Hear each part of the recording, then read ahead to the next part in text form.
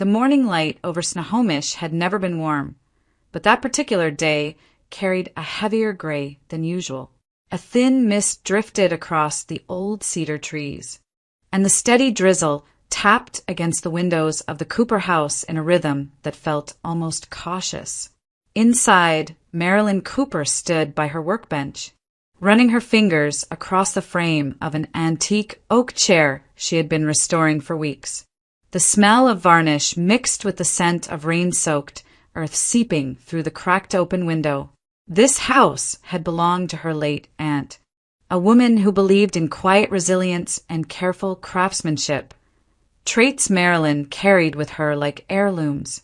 She had lived here nearly her entire adult life, even after marrying Evan Cooper 13 years ago. The home's creaking floors and mismatched vintage lamps comforted her. It was a place that felt honest, steady, unlike the life she had been navigating lately with her husband.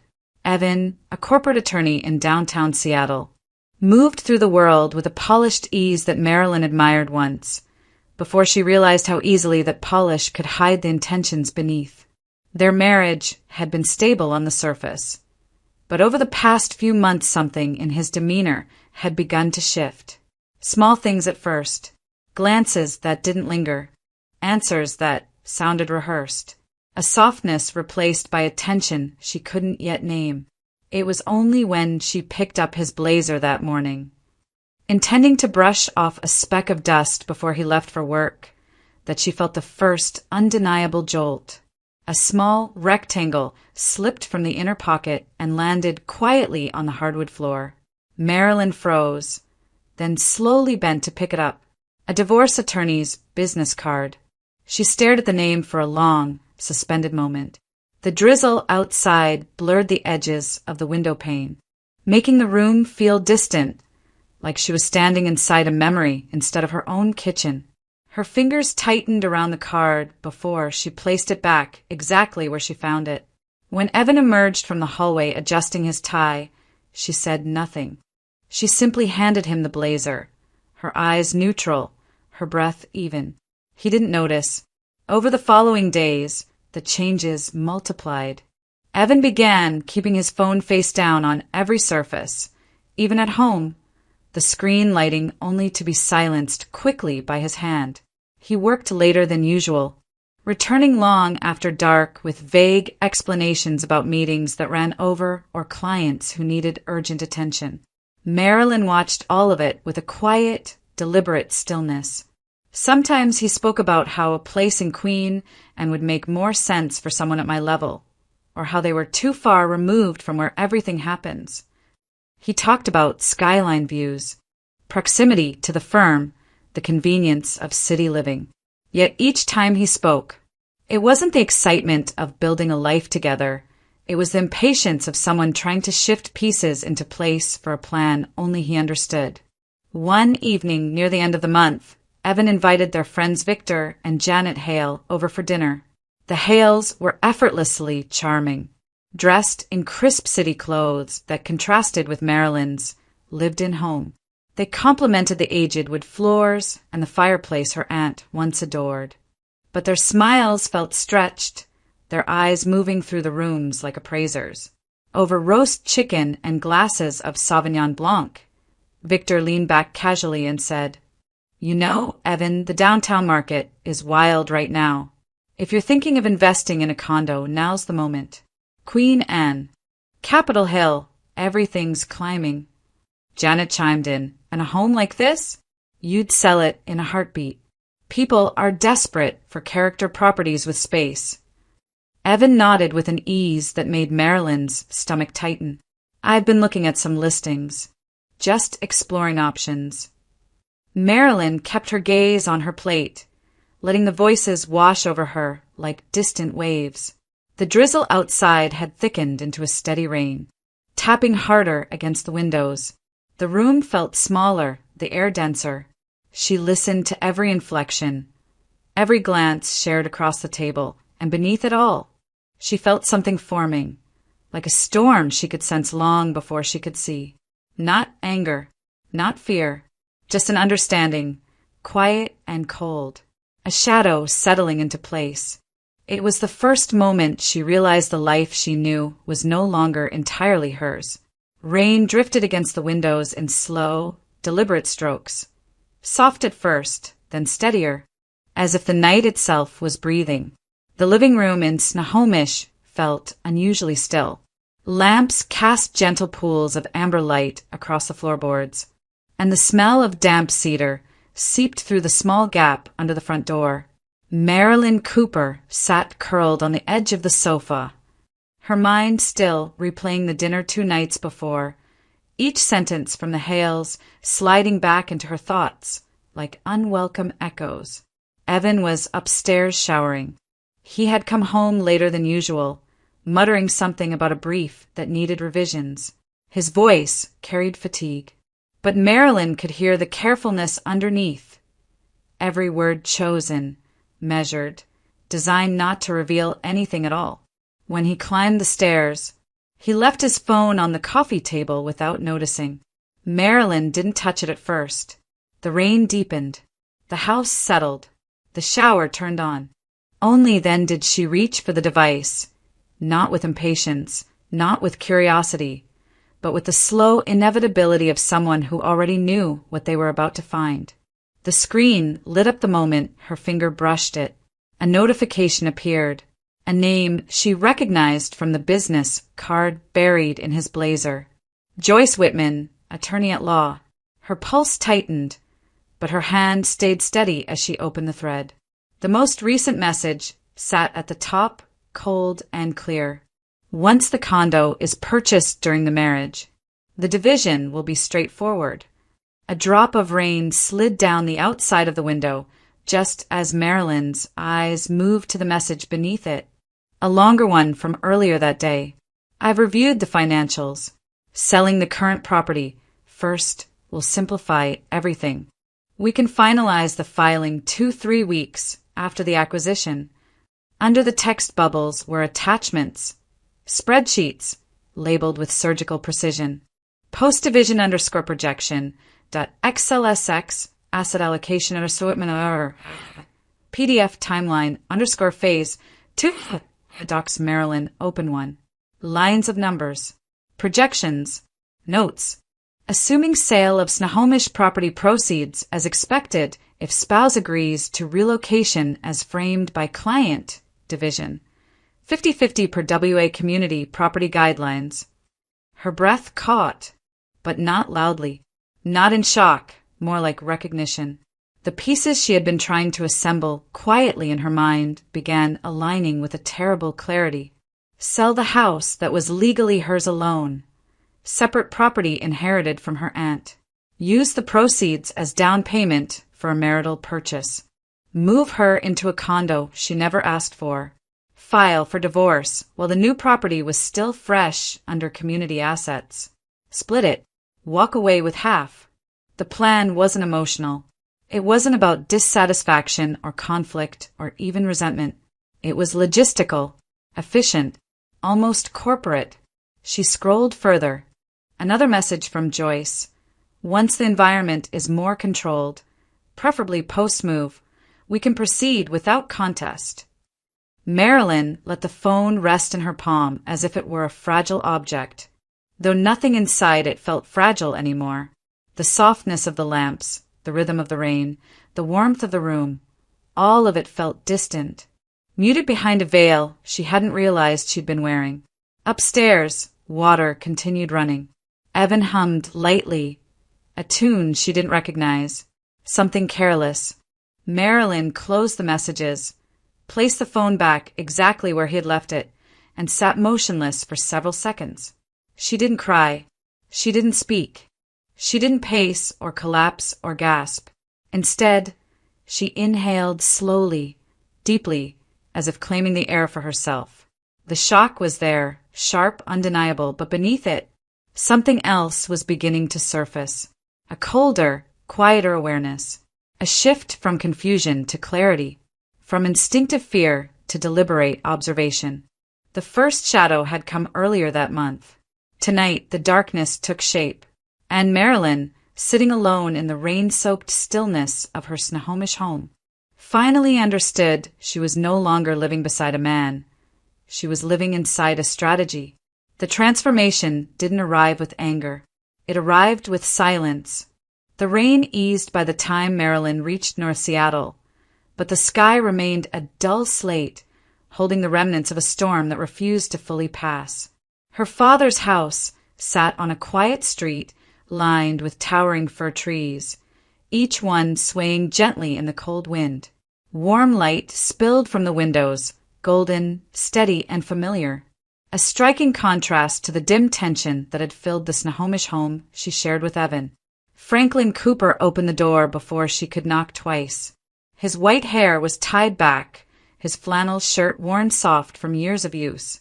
He looked at her with the kind of concern only a father carried, a concern sharpened by intuition. "You're pale," he murmured. "Come inside." She stepped into the warmth, the air filled with the scent of old books, pine wood, and the faint aroma of black coffee left on the stove.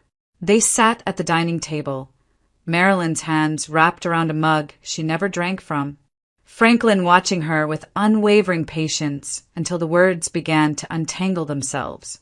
She told him everything: the business card, the texts from Joyce Whitman, the spreadsheets labeled post-division, the plan timed around a condo purchase, Evan's casual mentions of Queen Anne, the subtle, practiced manipulation woven through the past months. Her voice stayed even. Her eyes did not tear. If anything, the telling made her calmer, as if speaking the truth aloud finally gave form to the fog she had been navigating. Franklin listened without interruption, but the muscle in his jaw tightened, and when she finished, he exhaled slowly, an exhale that held both fury and restraint. "Marilyn," he said softly, "that house in Snohomish is your separate property. Your aunt left it to you before you ever met him. Under Washington law, that's yours alone. Evan can't touch it." She nodded. "He wants to convert it, to make the condo community property." "Yes," Franklin replied, voice gaining weight. "If you sell the house and use it as the down payment for a condo titled in both your names, the law sees that condo as marital property, community property, split 50-50 in divorce." He paused. "He's counting on your trust to do the work for him." The anger in his eyes wasn't loud. It was deep, old, and protective. "What do I do?" she whispered. Franklin leaned back, fingertips pressed together in thought. "You do what he's doing, only quietly, legally, and without malice. You shield what's yours." His gaze settled on hers. "And you don't let him take a cent." The plan formed between them, like a blueprint unrolling. Step 1. Marilyn would sell the Snohomish house because she needed the cash to move, but also because the sale would look like she was complying with Evan's condo plan. Step 2. When the proceeds arrived, she would not use them for a marital purchase. Instead, the funds would go to Franklin as a repayment on a promissory note, a document they would draft immediately, stating that Franklin had once lent her money. This turned the transfer into a legitimate debt repayment, fully documented. Step 3. Franklin would then execute a power of attorney, naming Marilyn as his agent. With this POA, she could legally purchase a new property on his behalf, titled solely under his name. Step 4. They would meet with Harold Stein, Franklin's longtime attorney, a man who could prepare all documents without raising suspicion. The new property, acquired under Franklin's ownership, would be beyond Evan's reach, and Marilyn would have a safe place to land when the storm finally broke. She absorbed every piece of the plan, each detail settling into her like a stone dropped into still water, creating quiet, widening ripples of resolve. Franklin reached across the table, placing his hand over hers. "You didn't come here for revenge," he said. "You came here for protection, and that's exactly what we'll build." For the first time in weeks, Marilyn felt the weight in her chest shift, not disappearing, but transforming into something steadier, something clearer. A quiet decision had been made. not just to survive, but to act calmly, precisely, and without fear. Outside, the rain finally stopped. Inside, an alliance was forged. Queen and looked almost unreal that afternoon, washed in pale winter sunlight that reflected off the glass towers overlooking Elliott Bay. Evan Cooper walked, half a step ahead of Marilyn, energized in a way she hadn't seen in months. His suit jacket fluttered slightly in the cold wind, and his voice carried a rehearsed enthusiasm as he gestured toward the sleek entrance of the condo building. "Wait until you see the views," he said, tapping the elevator button. "This place is perfect for us, close to the firm, close to everything that matters." Marilyn nodded softly. "I'm excited," she replied, eyes steady, tone warm, just warm enough. The elevator doors opened with a polished chime, revealing a realtor with a bright smile and a tablet full of floor plans. They toured the unit, floor-to-ceiling windows, quartz counters, a balcony overlooking the bay. Price tag, $1.25 million. A home designed for someone who wanted a sharper, glossier life. Evan walked through the rooms as though he already owned them. Hands in his pockets, chin lifted. "This is it," he said. "This is where we should be." Marilyn looked out at the skyline, her reflection faint against the glass. "If you think it's right," she said quietly, "then maybe it is." And just like that, Evan's shoulders dropped with relief, almost giddy. The approval he wanted, the compliance he needed, a wife who believed him, a step closer to the timeline he had engineered. He had no idea the game had shifted. They saw a second unit in Capitol Hill next, sleeker, higher, louder. Evan pretended to weigh them equally, but his eyes kept drifting back to Queen Anne. He was already picturing life there, picturing the closing day, picturing the division. Marilyn watched him with a softness so controlled it might have been mistaken for affection. In truth, it was calculation, precise, measured, silent. By evening, they were back in Snohomish. The drizzle had returned, tapping faintly against the roof, a quiet metronome to the unfolding double play.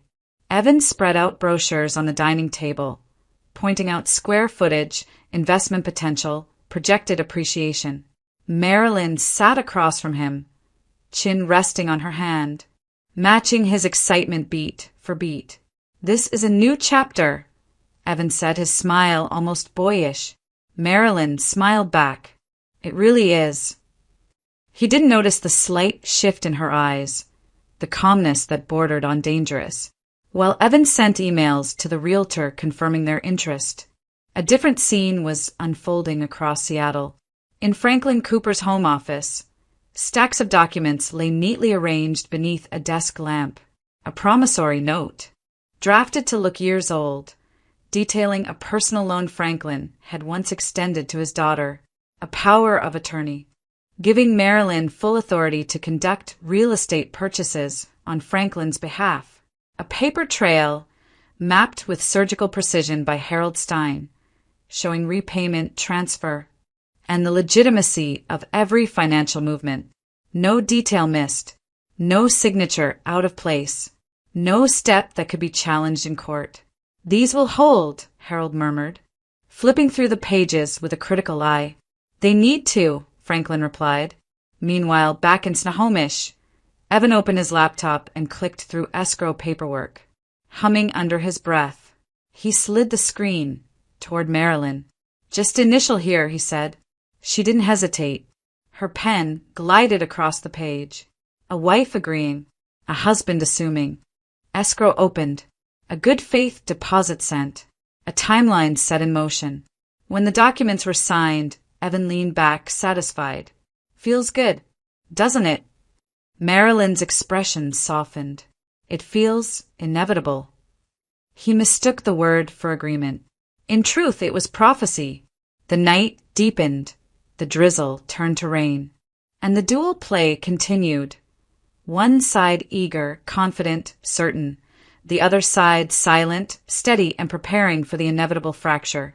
Marilyn extinguished the dining room candle, its smoke curling like a whisper. Her steps were light. Her heart was calm, dangerously calm. The morning of the closing arrived with an unusual stillness, a quiet that felt almost ceremonial. The Snohomish house, usually humming with the soft sounds of wind through cedar branches, seemed to hold its breath.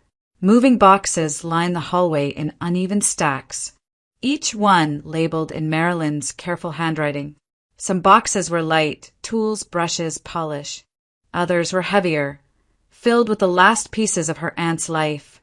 Embroidered linens, a chipped ceramic vase, her old handwritten recipe cards. The house smelled faintly of dust and lemon oil, a scent Marilyn had always loved. Today it made her chest tighten. A car pulled into the driveway. The buyers, a young couple with bright plans and city faces, stepped out and approached the porch with eager eyes. Their excitement radiated through the rooms as they did a final walk-through. Admiring the fireplace, the crown molding, the aged floorboards, Marilyn had refinished herself. She followed them silently, her fingertips brushing lightly along the same wall she used to lean against during quiet winter mornings. "It's even more beautiful than we remembered," the woman said warmly. Marilyn managed a soft smile. "I'm glad it's going to someone who'll take care of it."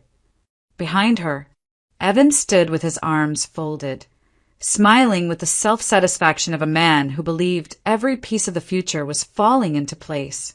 His gaze roamed the house, not with fondness, but with calculation, seeing in every corner the promise of a large down payment and an effortless transition into the condo he wanted. By early afternoon, they were seated at the long wooden table, the same one her aunt had inherited from her grandmother, now transformed into a closing desk.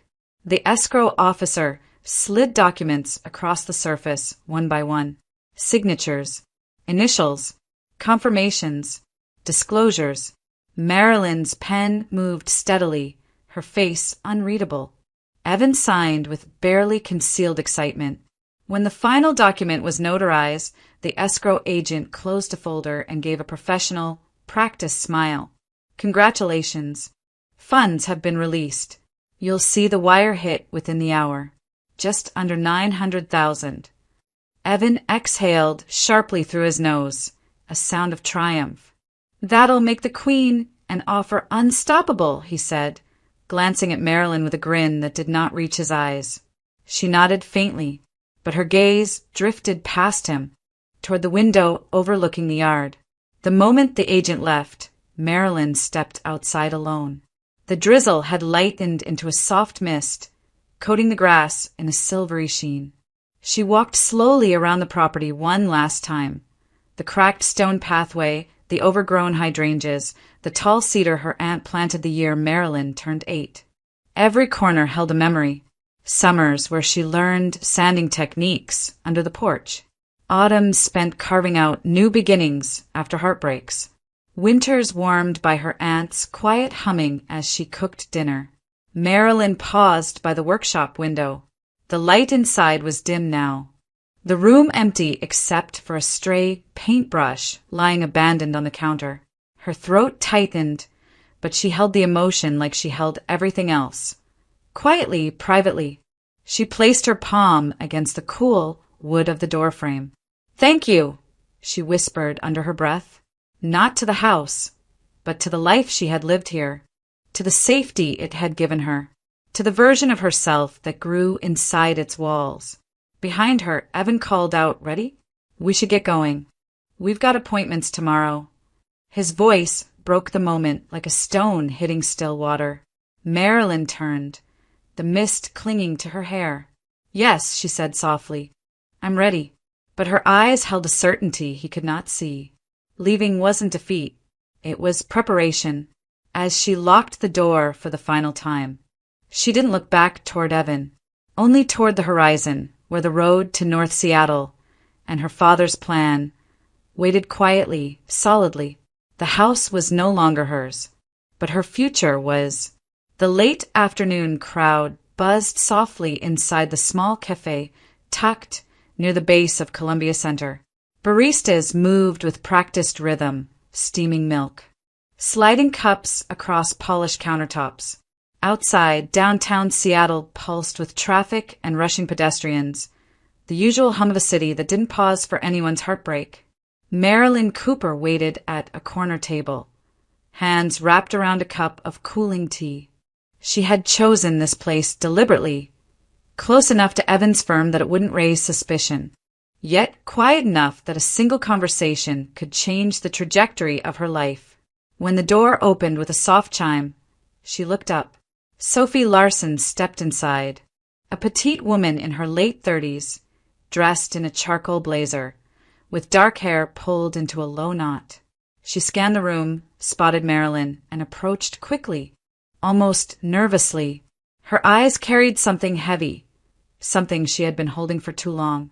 "Thank you for meeting me," Sophie said, sliding into the seat across from her. Marilyn nodded gently. "You said it was important." Sophie hesitated, glancing toward the windows as if checking for invisible witnesses. Then she exhaled, her voice dropping to a controlled whisper. "I work with your husband," she began. "I'm a paralegal on the corporate side, but I assist the family law team when they need backup. I know things I can't ignore anymore." Marilyn's heart tightened, but her posture remained calm. "What things?" Sophie swallowed. "Evan has been planning a divorce for almost a year." The words landed with a quiet brutality. No theatrics, no shock, just confirmation of what Marilyn had already begun to understand. Still, hearing it aloud scraped something raw inside her. Sophie continued, hands clasped tightly. "He's been consulting with Joyce Whitman since January. The plan has been evolving ever since. 11 months of drafts, asset charts, timelines." She paused. "He's done something similar before, with a previous client." Marilyn's brow lifted. "Similar how?" "The same pattern," Sophie said. "Convince the spouse to sell their separate property. Use the proceeds as a marital down payment. Then file for divorce once everything is tied up in community assets." She looked away briefly, guilt flickering through her expression. That case was messy. The spouse didn't see it coming. Marilyn breathed in slowly, absorbing every word with the precision of someone assembling a puzzle she already knew the shape of. "There's more," Sophie added, almost reluctantly. "Evan intends to file 2 weeks after closing." He said it more than once. "He calls it the clean window, before the marital finances get too tangled, after the condo becomes both of yours." 2 weeks. The calculation behind it was chilling in its efficiency.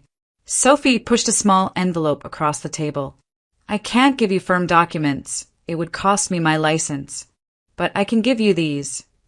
Inside the envelope were handwritten notes. Dates, meeting summaries, references to draft filings, comments Joyce had made about timing. Enough to paint the full picture. Enough to show intent. Marilyn didn't touch the envelope at first. She simply looked at Sophie and asked quietly, "Why tell me?"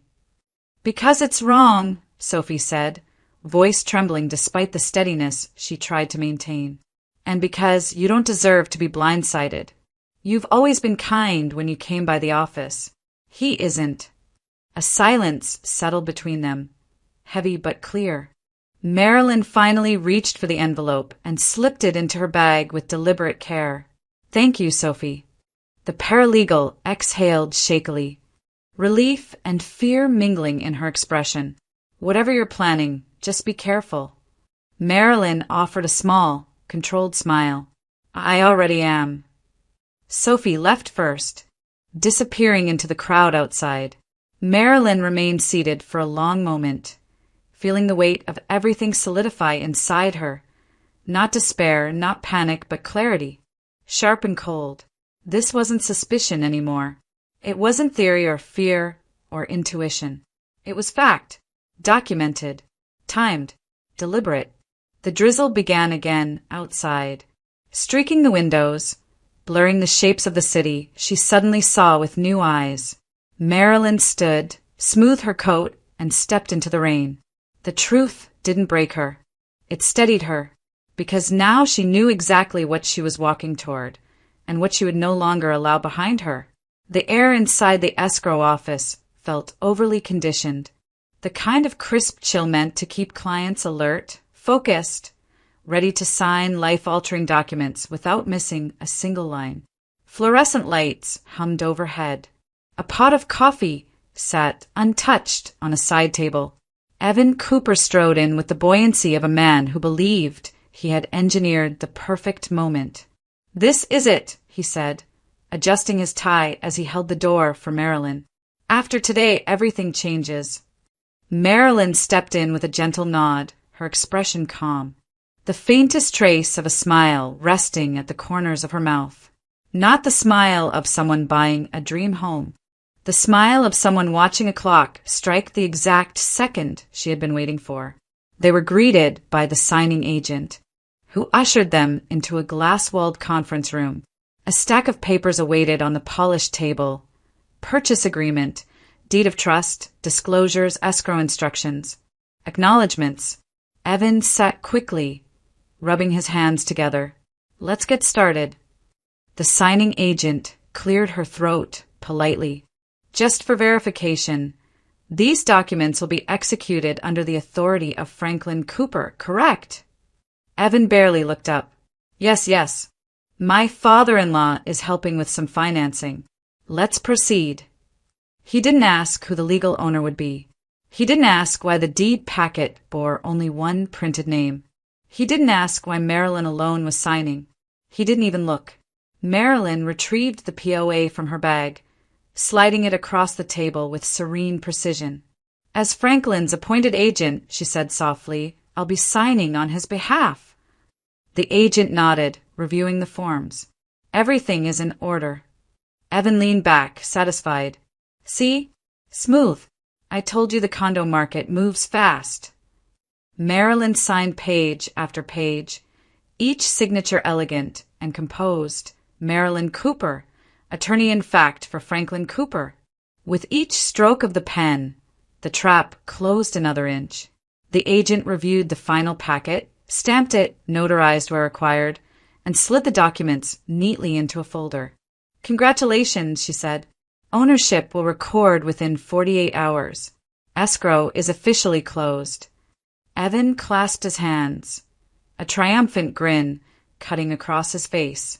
Perfect. Absolutely perfect. He stood, already imagining the life ahead. New condo, new social circle, new freedom. The illusion of control warmed him like sunlight. Marilyn rose more slowly. She thanked the agent, shook her hand politely, and followed Evan toward the parking lot. The drizzle had returned, fine and silvery, beating on her coat. Evan held the car door open for her, humming with excitement. "This place is going to be incredible for us," he said as he slid into the driver's seat. "A fresh start, a better life. You'll see." Marilyn turned her face toward the window, watching raindrops race down the glass in thin, trembling lines. "I'm sure it will be," she murmured. "Just not for you." That evening, the Snohomish house glowed with soft lamplight and half-packed boxes. Evan burst through the front door, carrying a bottle of champagne wrapped in gold foil. "To us," he declared, placing it loudly on the kitchen counter. "To our new home." He popped the cork with a flourish, foam spilling onto the granite countertop. He poured 2 glasses, handing one to Marilyn with an exuberance she hadn't seen in months. "Come on, at least smile. This is the start of everything we've been working toward." She accepted the glass, fingers steady around the stem. Evan lifted his drink. "To the condo and to our future." Marilyn raised hers, the same subtle smile returning, the one Evan always misread. "To the future," she echoed. They clinked glasses. The sound was soft, crystalline. Evan drank deeply, already celebrating what he believed was a victory sealed. Marilyn took only a small sip, setting her glass gently on the counter. She watched him as he continued talking about decor, viewings, furniture, and how soon they might move in. His words drifted through the room like smoke, thick with misplaced confidence. He didn't know the deed sat in escrow with one name only. He didn't know Franklin Cooper now owned everything he was celebrating. He didn't know the window for filing was already collapsing around him. Marilyn leaned against the counter, her expression serene. The future was coming, and she knew exactly how it would unfold. Morning came gray and sharp, the kind of Pacific Northwest light that seemed to strip everything of warmth. The Snohomish house was quiet, still filled with half-packed boxes and the faint scent of champagne from the night before. Marilyn stood by the window, coffee untouched, watching thin streaks of rain gather on the glass. Evan came downstairs with an expression she recognized immediately, not casual, not affectionate, determined, calculating. His suit was immaculate, his hair swept back with more precision than usual. In his hand was a sleek black folder. "It's time we talked," he said, voice steady with false authority. Marilyn turned slowly. "All right." He placed the folder on the dining table and opened it with a crisp flick. Inside lay a stack of typed papers, clean, official, perfectly prepared. A petition for dissolution of marriage. He slid it toward her. "This is the right step for both of us. The condo gives us a clean division. I've already spoken with," he didn't finish.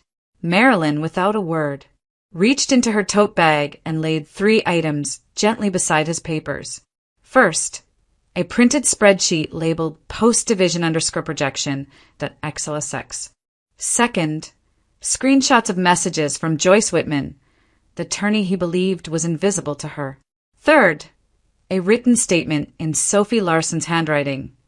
Dates, timeline notes, references to meetings Evan assumed were private. Evan froze. Marilyn's expression didn't shift. Her hands were calm, her voice soft. "You've been planning this for 11 months. I know." A flush crept up Evan's neck. This doesn't mean anything. It means everything. He opened his mouth again, but she raised a hand slightly, stopping him with a kind of quiet authority he wasn't used to. Then she said the line, the one that cut through him like a blade. "Evan, are you sure you've read the property title?" The air between them snapped. His eyes narrowed, confusion flickering into panic. "What are you talking about? The condo is ours. I watched you sign." "Yes," she replied, picking up her coat. "You watched me sign." The silence that followed was suffocating. Marilyn stepped toward the door. "You should come with me." Evan followed, stiff, rattled, the certainty he walked with yesterday already splintering. Queen and 30 minutes later the elevator ride was suffocatingly quiet. Evan's foot tapped relentlessly against the polished floor, his breath shallow. Marilyn stood still beside him, her gaze forward. When the doors opened, the hallway stretched out in muted tones of gray and cream. The smell of new paint lingered faintly. Franklin Cooper stood at the end of the corridor, leaning calmly against the wall. He wore a wool coat, hands folded in front of him, his presence steady as bedrock. When the couple approached, he straightened. "Morning," Franklin said, voice even. Evan blinked. "What is he doing here?" Marilyn didn't answer. She merely gestured toward the open door of the new condo. "Let's go inside." They entered the living room, flooded with soft daylight from floor-to-ceiling windows that overlooked Elliott Bay. The space should have felt exhilarating, modern, open, new. Instead, it felt like a courtroom. On the kitchen counter lay a folder. Franklin opened it slowly and held out the top document. Property title, Unit 19B, Queen and Tower. Evan snatched it, scanning quickly, confident at first, then confused, then horrified. His lips parted, his hand trembled. The certificate read, owner of record, Franklin Cooper, not Marilyn, not Evan, not the Coopers jointly, just Franklin. What the hell is this?" Evan stammered, flipping through the pages as if the truth might rearrange itself. No, no, this is wrong. This is fraud. I'll sue. Franklin stepped closer, voice low and unwavering. You file anything. And the first document the court sees will be your timeline with Joyce. Then they'll see the spreadsheets. Then Sophie's notes. He paused. Your own intent proves everything. Evan's chest heaved. This was supposed to be ours. She signed the papers. She signed, Marilyn said softly, as power of attorney for my father. Everything is legal. Every dollar accounted for. Every signature valid. Evan's panic cracked into something uglier. You tricked me. No, Marilyn replied, her tone cold as rain. You tried to trap me. I just made sure you never succeeded. Evan's breath came in uneven bursts. He paced, hands on his head, muttering curses, threats, fragments of disbelief. Franklin watched him a moment, then delivered the final blow with the same calm strength he'd used his entire life. Get out of my son's home. Evan stopped, his face twisted, not in anger, but in humiliation so profound it hollowed him. This isn't over, he whispered, but even he didn't sound convinced. Marilyn turned away from him, stepping toward the window. The water below was gray, restless, cold, yet steady. She felt the same. The trap had closed. Not loudly, not violently, but completely. Evan stood in the doorway, shattered, staring at everything he thought he owned, realizing none of it was his. And Marilyn, in the quiet of that bright, echoing apartment, didn't need to say another word. The marble hallways of the King County Superior Court echoed with footsteps that morning. Sharp, hurried, nervous. Evan Cooper walked through them with a stiff posture, jaw clenched, suit flawless, but eyes hollow. He carried a leather briefcase stuffed with arguments, exhibits, and desperate hopes. His attorney walked beside him, whispering strategies with the crisp confidence of someone who hadn't yet grasped how thoroughly the ground had disappeared beneath his client's feet. Across the hall, Marilyn arrived with far quieter energy. She wore a simple black coat, her expression composed, her movements methodical. Beside her stood Harold Stein, Franklin's attorney, a man with silver hair, unwavering calm, and the precision of someone who had been dismantling weak cases for 4 decades. The courtroom was cool and bright, the rain tapping faintly against tall windows. Judge Halloran, a woman known for her sharp intolerance of sloppy evidence, called the session to order. Case of Cooper v. Cooper. Evan's attorney launched in immediately. Your Honor, the condominium in Queen and was purchased during the marriage. It therefore qualifies as community property. Subject to equal division. Harold stood without haste. Objection. Counsel is misrepresenting the facts. The property was acquired by one party, only Mr. Franklin Cooper, using separate property funds. Judge Halloran lifted an eyebrow. Show me. Harold opened his binder. Everything was arranged with surgical neatness. Exhibit A. Promissory note, drafted years earlier, documenting a personal loan from Franklin to Marilyn. Exhibit B. Bank wire confirmation showing the repayment, Marilyn transferring her Snohomish proceeds to her father exactly as the note required. Exhibit C. Power of attorney, notarized and valid, authorizing Marilyn to sign on Franklin's behalf. Exhibit D. Closing documents listing Franklin Cooper as the sole buyer. Exhibit E.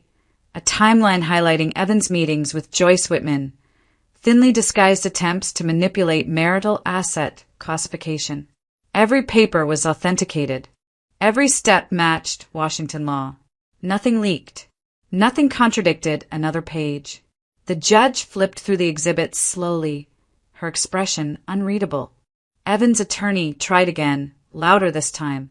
But the intention, the judge interrupted. Property law is not governed by intention. It's governed by documentation. She turned to Evan. Did you contribute financially to the down payment? No, Evan muttered. Did your wife use marital funds? No. Did you review the deed prior to closing? His silence lasted too long. Harold stepped forward. Your Honor, the petitioner seeks to claim an interest in an asset he neither funded, titled, nor legally attached to. The law is clear. The judge nodded. Crystal. Evan's attorney scrambled. Your Honor, the marriage itself, Judge Halloran said calmly, is a separate matter, and dissolution will be granted. She tapped the file once, decisively. But regarding the property, the condo is not community property. It is separate property belonging solely to Franklin Cooper. A pause. A breathless, heavy, devastating pause. Petitioner's request for division is denied. The words slammed into Evan harder than any physical blow. His shoulders slumped. His eyes darted between the judge, the documents, the floor, searching for an escape that didn't exist. And as for spousal claims, the judge added, there is insufficient evidence to award support. Both parties are capable of independent financial stability. Final decree will be issued today. Evan stood frozen, his world collapsing in silent, surgical fragments. No shouting, no dramatic gestures, just the cold efficiency of legal consequence. Harold closed his binder. Thank you, Your Honor. Marilyn didn't look at Evan. She simply rose, collecting her coat with the same quiet poise she had carried for weeks. There was no triumph in her face, only calm inevitability. Outside the courthouse, Evan stopped her near the steps, rain beginning to fall in thin needles. You ruined me, he rasped. Marilyn turned slowly, her voice almost gentle in its stillness. No, Evan. You planned your own ruin. I just stepped out of the way. He swallowed hard, breath trembling. This can't be it. It can't end like this. It already has. She walked away before he could say another word, the sound of the rain swallowing everything behind her. Evan remained on the courthouse steps, suit dampening, breath uneven, staring at the doors through which he had entered so confidently. He had walked in expecting a victory. He left with nothing. 5 years slipped by in a way only the Pacific Northwest could measure, through cycles of misty springs, long blue-gray summers, and autumns that smelled of cedar and rain. Seattle changed, as cities do, but Marilyn Cooper's life changed even more quietly, more deliberately. The new condo she lived in was smaller than the queen and tower Evan once coveted, but it was hers, built with intention, not manipulation. A west-facing window washed the space in soft amber every evening, turning the walls a gentle gold. Plants lined the sills. Her aunt's old ceramic vase sat on the bookshelf. A framed photograph of her father, steadfast, protective, rested on the desk. The home was peaceful in a way the Snohomish house had never fully been during her marriage. Her woodworking studio, located a short walk from Pike Place Market, had become her sanctuary. The space was filled with the earthy scent of sanded oak walnut shavings, jasmine tea, and varnish. Clients from all over Seattle sought her out. Restoration of heirloom wardrobes, bespoke reclaimed wood tables, antique cabinet repairs.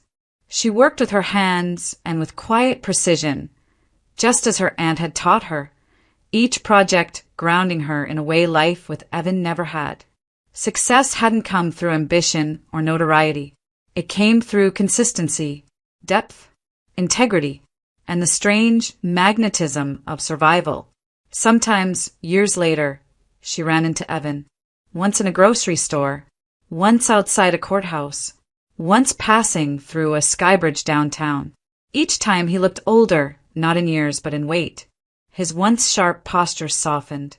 His eyes, once filled with calculation, now carried something bruised, a tiredness, a sagging of someone who had bet everything on certainty and lost more than he expected. He would look at her with a flicker of recognition mixed with something like regret. But he never tried to speak to her, never asked if she was well, never apologized, and she never offered him anything. Not anger, not conversation, not memory. She had stepped out of his shadow long ago. The person who slowly entered her orbit instead was Daniel Pierce, a history teacher from Ballard High School who first walked into her studio with a box of century-old wooden frames he wanted restored for his classroom. He was gentle in the way people become after years of learning how to listen. His humor was quiet, his patience unwavering. He drank tea instead of coffee. He quoted obscure journals about American pioneer woodworking, and he had a way of watching her work as if witnessing a story unfold. Their connection wasn't immediate. It wasn't dramatic. It was slow, respectful, cautious. Two adults who understood grief, boundaries, and how to rebuild without haste. He never asked about Evan. He never asked why certain topics made her fall silent. He simply learned her rhythms the way he taught his students. Carefully, steadily, without force. And she found herself laughing more often, breathing more deeply, allowing softness back into her life, not as an apology, but as a deliberate choice. On a late summer evening, the sky over Seattle blushed in shades of lavender and peach.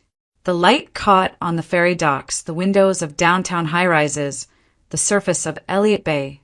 Marilyn stood in her living room, gazing out at the skyline through her west-facing window. The room was quiet except for the soft hum of the city far below.